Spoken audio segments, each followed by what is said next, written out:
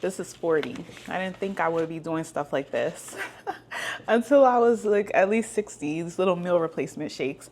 I'm trying to get my protein up. Apparently I need like all of these massive amounts of grams of protein daily. Don't grow up, don't get older, you know? That's all I could say. No, I highly recommend it. It's been great so far. So the algorithm chose me. I'm still not sure why, but it did. And I'm really grateful because it helped my channel to grow. But the video I did several months back, maybe closer to 4 months, Tulsa Apartment Search, is now one of the most watched videos on my channel. At the time I did that video, I was truly, truly overwhelmed by the prospects of doing a major move. Again, it had only been about a little over 3.5 years since I had moved to Houston, and I moved halfway across the country to Houston. And then this was another big move, right? And I was just trying to educate myself as much as possible about this new city. I have to say, if you are watching this, if you just got accepted to Tulsa Remote, whatever is bringing you to this city, just take a moment, right? Breathe, pray, meditate, whatever it is you do. I like Abraham Hicks. I get into her sometimes. What would she say? Focus, get into the vortex, right? Because yes, you are making a huge decision. This is going to be a huge life change. But if you were selected for Tulsa Remote, you're like 1 in 50,000, right? or something. You beat out a lot of other applicants, 1 in 1,000 or 1 in 100 or something. They selected you for a reason, right? So I would say you just keep your eyes on the prize. Now, that being said, there are definitely some differences and adjustments coming to Tulsa from another rental market. I was doing a remote apartment search, and so there's all kinds of difficulties and challenges with that too. It's so funny though, someone commented that she bought her house sight unseen, like did a virtual tour and everything like that. I would have been a wreck. I mean, you guys saw what I was going through just trying to find an apartment. And I was also getting overwhelmed with information from different sources and just overwhelmed by the idea of moving to a new city that has a kind of shaky media and internet and social media and historical reputation. But I did take it all in stride to a degree. When I think about cities and cities having different reputations, right? One of the things, and someone commented this recently, just watch the first 48 and it would tell you all you need to know about Tulsa. She didn't say that exactly, but I'm paraphrasing to make it politically correct, right? And even though I'm rarely politically correct on this channel myself, but it's funny because I've never seen the first 48, and I definitely, I intentionally did not watch the first 48 when I knew I was moving here because I knew that it would influence me. But I was thinking, what if someone had done like a Housewives? What if there was Real Housewives of Tulsa? People would have a totally different opinion. So you can only trust what's in the media so much. But when there's multiple sources, I mean, it gets a little hard to tell. But then I also thought about like New York. I do not like New York. I've never lived there, but I did not want to live there, right? And the people who live in New York, oh my God, they're like, it's just the greatest city in the world. And it's like, okay, it's filthy. You're paying 4 times the rent to live in a closet. I mean, you could just go on and on, right, about the cons of New York. But for the people who love it, they love to live there and they think it's the greatest city in the world.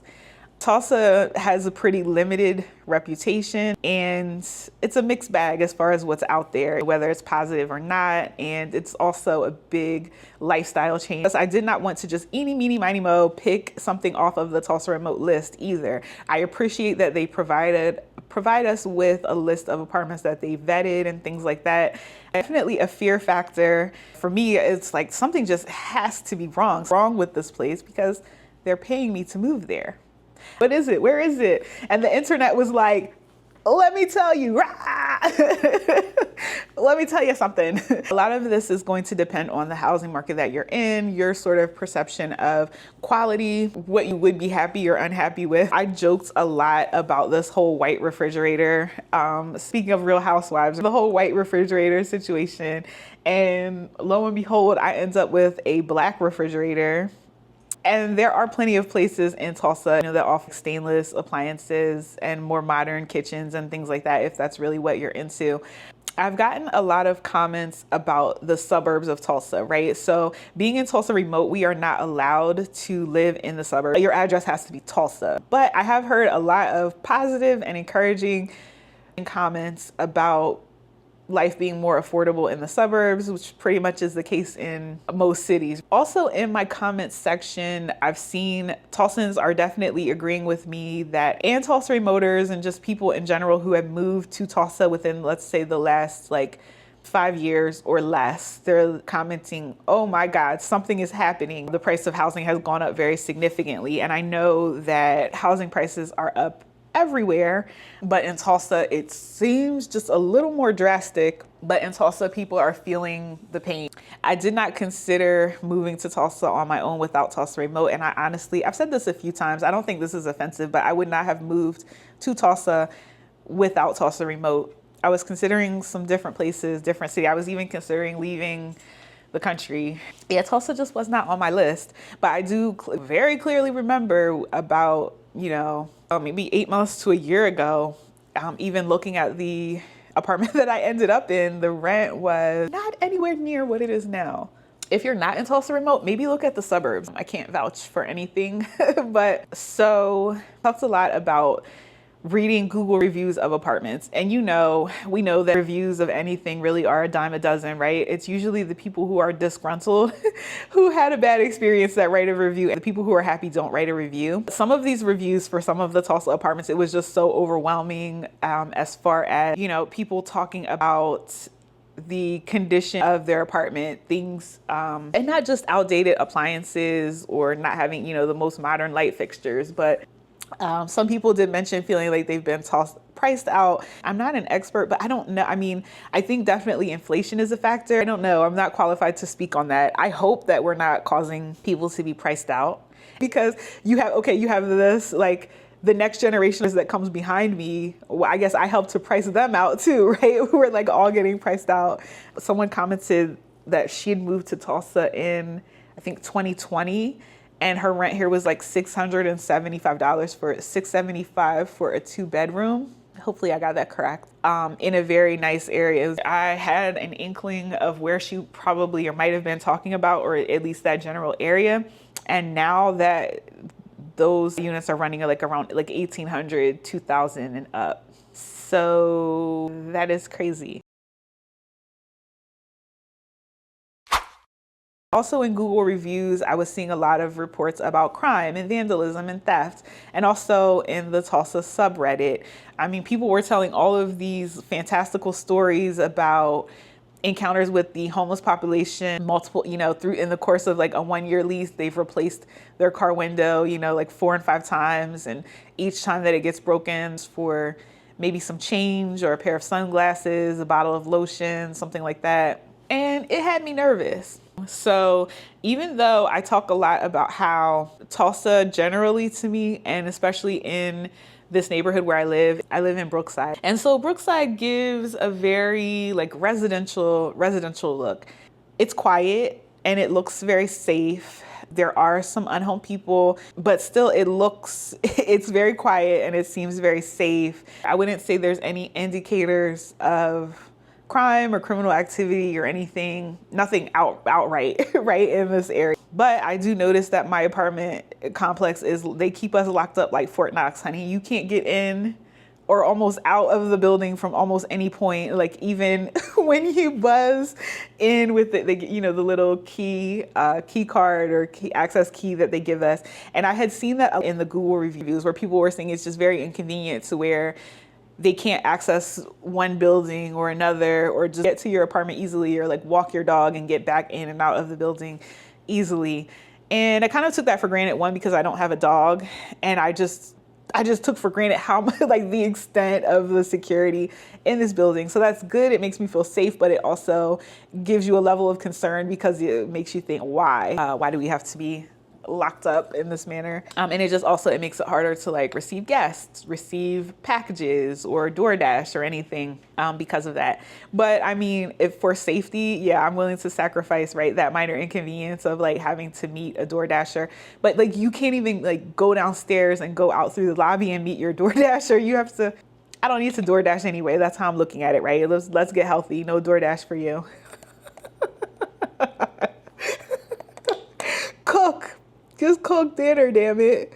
And it's funny too, I had kind of discovered this on my own, but in my second week video, and I called it hood adjacent, that, you know, I had hopped in my car and I had drove to a little, I guess, a rougher area of Tulsa within a few minutes. And I've met, actually, at this point, I think I've met like at least 2 people who are like, oh yeah, I grew up over there. You probably should avoid it, but it's not that bad. It's not like what people make it out to be. I'm like, okay, cool. I have no issue. But someone commented and was like, yeah, watch out over there in Brookside because one of the trenches is right around the corner, basically. And I'm like, yeah, I noticed that. And I'm speaking primarily, you know, my main experience, of course, is going to be in the neighborhood where I live. I think downtown, of course, you're going to be paying higher rents and you're going to attract, as far as housing and apartments, more people who have the money, right? The money to spend on rent. And then you have the other extreme of the people who are living downtown for free, right? Because they have no money to spend on rent.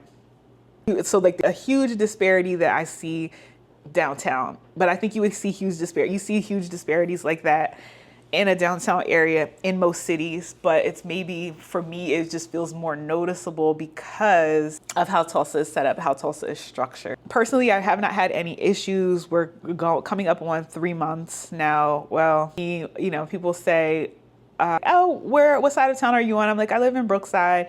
And you get that, oh, you live in Brookside? Oh, baller, ha ha ha. I'm like, yeah. I was not looking to live in like a prestigious or bougie area. I'm like, yeah, no, not. I was a fool. And I allowed myself to be influenced by all of this stuff on Reddit and Google reviews and everything, and bamboozled myself into moving here. But I don't think so. Like, I really like, there's other reasons that I like Brookside too, especially just having so much access to like stores and restaurants, bars, you know, there's nightlife here. Driving through other parts of Tulsa at night, it's just like residential neighborhoods and there's nothing around. So I definitely love Brookside for that, and for having like fitness centers nearby. There is a Whole Foods here. I think that my proximity to Whole Foods, I mean, I feel like at probably every housing market, you're going to pay more if you are like in walking distance of a Whole Foods, right? It's just that Whole Foods thing. But I did not set out to feel like I was in like an exclusive community or whatever. And Brookside to me does not feel like that. It feels like very homey and open. And as much as people talk about Tulsa being segregated and everything, I had a huge concern that I would potentially be like, just say it, just spit it out. I had a huge concern that I would potentially be the only Black person, you know, in my apartment, or not the only one, but one of like a few, very few, and that maybe there would be some hostility in the neighborhood, or that I would be unwelcome based on skin color and things like that. And again, that's just based on just repeatedly hearing so much about Tulsa being segregated. And I haven't experienced any issues with that. And I absolutely am not the only person of color, whether Black or other, you know, diverse groups are definitely living in this community. When I am out in the community, again, everything from, you know, unhomed people, working class people, middle class people, upper class people, Tulsa, everyday interactions. Now, of course, like, no rich person, like they haven't invited me to their house or anything, but people aren't snooty or snobby. People don't seem shallow in that sense here. And Brookside seems very different in that sense. Like the description of Brookside is like, oh, you bougie. Oh, you're Ballin in Brookside. And I'm like, what do you mean? Like, it's, to me, Brookside feels very, I could also almost say it's like a microcosm of Tulsa as a whole. That's just my feeling. You guys may not agree with that, but like, I can get into my car. I drive past like these gated, right? I drive past these gated areas with huge, gorgeous homes within 1 minute, you know, but then you could turn down another street and there's these small, like I said, like cottage type of like starter homes, an older apartment complex, the ones that I joked about, like the Ropers apartment complex, right? And it's all just together in one area. So it doesn't have that like exclusive. What I'm paying for rent is definitely way lower than most of what I saw downtown. So it all depends on your budget. So those of us who are coming here at later times, as rent has gone up all over America, unfortunately, if you're coming from a rental market where like you were paying $3,000 for a 1-bedroom, and then you hear all of us complaining about like $1,200 and up in Tulsa, it's going to be ridiculous to you. It's not going to matter, right? Oh, something else I touched on in that video was utilities, and this whole concept of like the billing for the water bill as like the property receiving a bill collectively, like for everyone that lives in that apartment complex, right? And then doing some sort of calculation. They calculate how much you owe and tack it onto your rent. I just got a comment this morning and someone said they are living in Bixby and they have that same situation, same sort of billing structure, and they do not like it. Personally, I am not a fan of that either. Like, I have gotten some comments from people too who said that their setup is not like that. As far as other utilities, there definitely have been higher than Texas, namely my electric bill. I mentioned that in another video. It's all a matter of perspective, I guess, right? It comes back to the rent too, like how thrilled and how satisfied you are going to be as a new person coming to Tulsa dealing with these things. But I think, you know, year over year, like even if you are coming from a housing market where you're paying double and it's, you know, you're paying these astronomical fees just to move into an apartment as far as deposits and things like that, and you don't have to do all that in Tulsa, you're definitely going to notice there have definitely been some cost of living adjustments and trade-offs. I'm definitely spending less on groceries in Oklahoma than I did in Texas. One of the reasons for that is the tax break that was recently rolled out. Also, I'm saving money by not having to pay tolls. Another surprising difference was that gas was slightly cheaper in Oklahoma than it was in Texas. Rent is less than what I was paying in Houston, but I do think that my perception of quality was higher there because the building was essentially new when I moved in. The appliances were new, like everything was updated, right? So I had like the glass top range, I had the stainless steel, I had the tiles and like everything. It was just a very nice, a nice looking place, but there was absolutely no way, you know, that I was going to renew my lease for another year and pay $1,700 at a place that I had lived for $1,000. And I also, you know, I was so excited about moving to Texas from the East Coast. I think if I had moved from the East Coast directly to Tulsa, oh wow, it would have been an even bigger difference where I would be so excited about the cheaper rent and the utilities. In my mind, my utilities would have been a lot cheaper, like being excited for a $200 Tulsa electric bill and all of this stuff. So it's just, you know, again, perspective, it's all in perspective. So what about long-term here in Tulsa? Prices are going up, and I am not even going to say this out loud. Well, I am, but I don't want to because I need a little more time. Give me a couple months. The housing market in Tulsa. Average home prices, property taxes, the absence of HOAs in a lot of places. I had started looking into buying a house in Houston, and I was working with my realtor, and then we had that come to Jesus talk, and I'm like, wait a minute. Are you coming up with this is how much house I can afford? And she had attributed almost $1,000 or allocated close to $1,000 of my housing budget towards HOA fees and taxes in Texas. I don't even want to think about it. It makes my stomach turn. Thinking about the housing market here too. Again, it's all perspective. Tulsans, those same houses that those of us who are coming from other places and maybe we were priced out of housing markets in other cities and other states, and you see that house for, you know, 280K or whatever, you know, you're like, oh my God, they have like nice homes there in the 200s, right? And Tulsans are like, there's absolutely no way. My auntie used to live there in that house, and we sold it for $40,000 2 years ago. You guys are fools. Why would you buy the house? And people are glad to have it, but what are you gonna do?